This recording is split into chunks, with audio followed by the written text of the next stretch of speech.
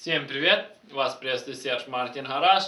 А мы продолжаем ряд видео и серий по вопросам подписчиков. И очень много было вопросов, связанных с коробкой передач. В предыдущих видео можете посмотреть, была тема, почему хрустят передачи, в частности вторая передача.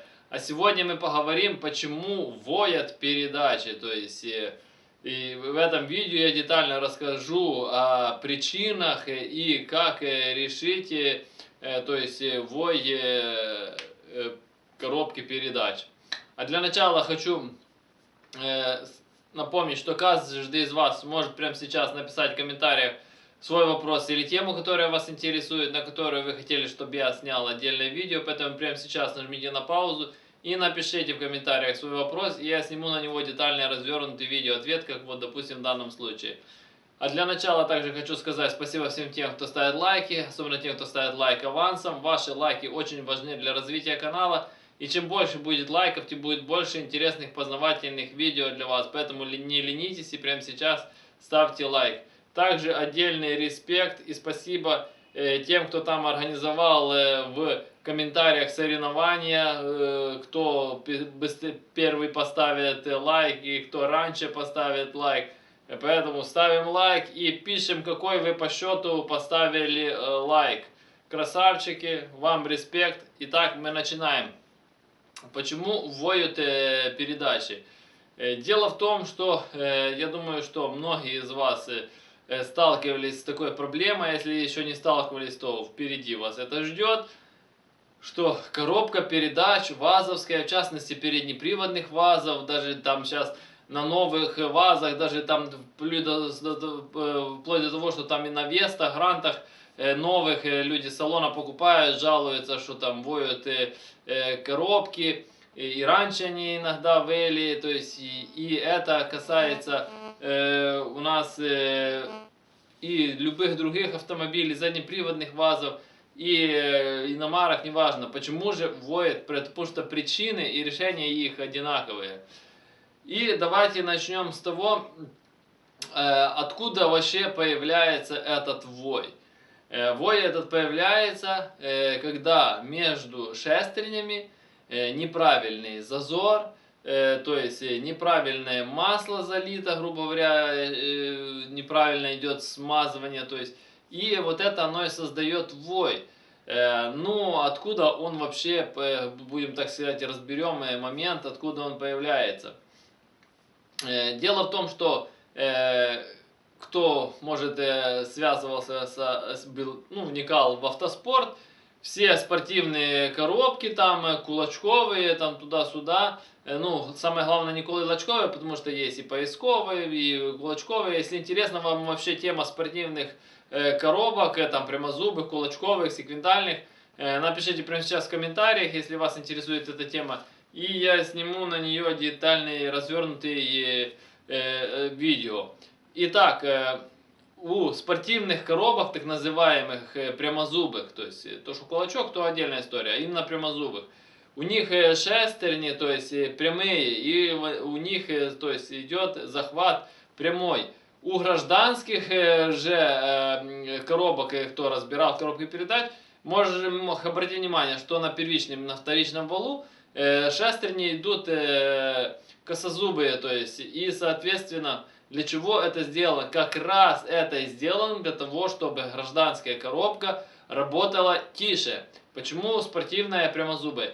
У прямозубых шестерней получается захват крепче, они могут выдерживать больше мощности, больше нагрузок.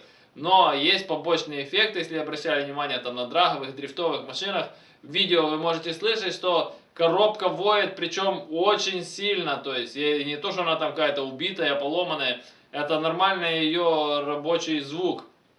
Соответственно, на гражданском автомобиле вы офигеете вот от такого звука. И там сделаны, соответственно, косозубые шестерни, для того, чтобы уменьшить этот гул, шум, вой. Но со временем у вас обычная коробка может начать выть. Почему? Износ этих зубьев, то есть увеличивает между ними зазор, то есть, соответственно, как, допустим, и вот, когда начинает, там, едет бешеная классика, в которой, там, редуктор так воет, блядь, что машину ту не слышно. Из-за чего? Потому что зазор между шестернями, соответственно, увеличен. И потому что для того, чтобы она нормально, тихо работала, должен быть определенный зазор. Когда он увеличивается, то есть изнашивается зубья, то есть, и, соответственно, зазор увеличивается, и у вас начинает коробка на разных передачах выть. Отдельно я сниму видео, а потом, почему воет пятая передача, потому что там есть свои особенности. Так вот, и начинает у вас выть одна или несколько передач. С чем это еще также может быть связано? Залили масло, которое не подходит. На канале есть отдельное видео о маслах в коробках, там GL4, GL5 и все такое. Кому интересно, на главной странице моего канала нажмите на все видео, и там найдете ответы на все свои вопросы. Так вот, если, допустим, залили не то, так сказать, не то масло, которое нужно для вашей коробки, и у вас, вот, допустим, если взять там от переднеприводного ВАЗа, да, коробку, чтобы вы знали, там для переднеприводных и заднеприводных автомобилей конструкция, то есть именно коробок отличается, и масло там льется тоже разное. И, соответственно, если вы зальете там от заднеприводных, переднеприводных, она тупо у вас завоет. Если вы сольете и зальете то, что надо, она перестанет выть, но если вовремя это сделаете. Также могут, допустим, большинство коробок, допустим, вот у вас переднеприводных, да, там, допустим, игольчатые подшипники под шестеренками, то есть, они могут тоже быть изношены, и, соответственно, шестерни отойдут немного друг от друга, и, соответственно, зазор увеличится, они не начнут выть. Также, допустим,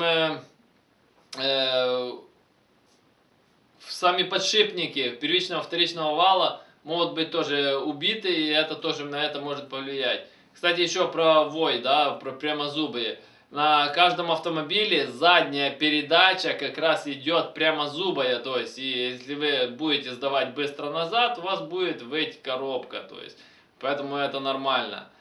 Как решать эти проблемы? Во-первых, заливать нужно масло соответствующее, то есть, именно вашей коробке, не экспериментировать, как многие там: ой, а можно моторное масло залить в коробку, потому что раньше лили, а там мне сказали. Короче, не занимайтесь фигней, лейте масло, то есть, которое соответствует вашей коробке, и не будет никаких проблем. Также масло нужно лить по уровню правильно, не переливать. Ну, перелив как бы грозит только тем, что оно просто и сальником начнет выдавливать, или сапуна, там, если на коробке есть сапун, выкидывать.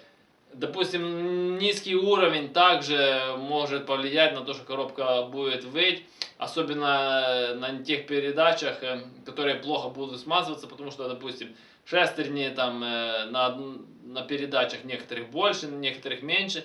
Соответственно, если низкий уровень, они просто тупо не достают до масла и начинают уставать и игольчатые подшипники, и, соответственно, оно начинает выть. Если же у вас завыло и вы залили, поменяли хорошее масло, она продолжает выть, вам только нужно снимать, перебирать коробку, менять на новые шестерни и на первичном, и на вторичном валу. А вообще в идеале поменять на коробку, которая не воет, потому что такой ремонт, если у вас еще одна воет, допустим, передача, то это еще как-то нормально. Если вы начнете там все менять, там такой бюджет выйдет, что проще реально другую коробку купить. Но опять же, покупая бэушную коробку, она может выйти еще хуже, чем ваша. А для того, чтобы до этого не доходило, просто нужно заливать хорошее масло на протяжении всей службы эксплуатации вашей коробки. Тогда ваши шестерни изнашиваться не будут, подшипники не будут, и игольчатые подшипники также не будут изнашиваться, лейте по уровню, и не будет никаких проблем. Я же говорю, в отдельном видео я сниму об пятой передаче, потому что есть там особенности, потому что очень часто воют пятые передачи, свистят, воют на ВАЗах. Ну и на других автомобилях тоже там проблема одна и та же. А я напоминаю, что я занимаюсь доработками головок блока и карбюраторов. Каждый из вас может прислать свою головку блока или карбюратор на доработку. Работаю по наложке новой почты. Вы присылаете, я дорабатываю, отправляю вам назад по наложке новой почты, то есть оплата за работу, когда забираете назад готовые детали.